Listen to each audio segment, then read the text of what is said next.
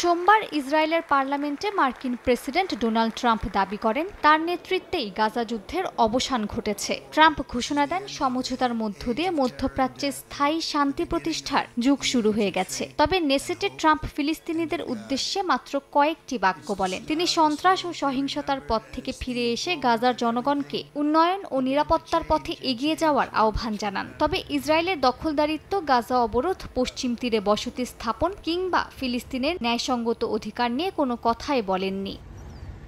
আল জাজিরার এক প্রতিবেদন অনুযায়ী ফিলিস্তিন অধিকার সমর্থকরা সতর্ক করে বলেছেন, ইসরায়েল যদি ফিলিস্তিনিদের ওপর তার দখলদারিত্ব এবং অধীনতা অব্যাহত রাখে তবে স্থায়ী শান্তি ও স্থিতিশীলতা থাকবে না।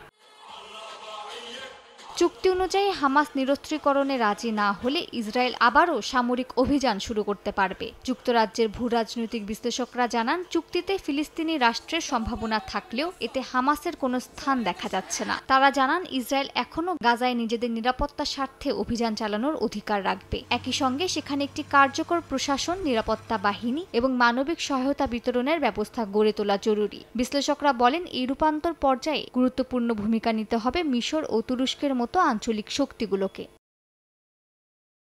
মালিহা সুহরওয়ার্দী, সময় সংবাদ।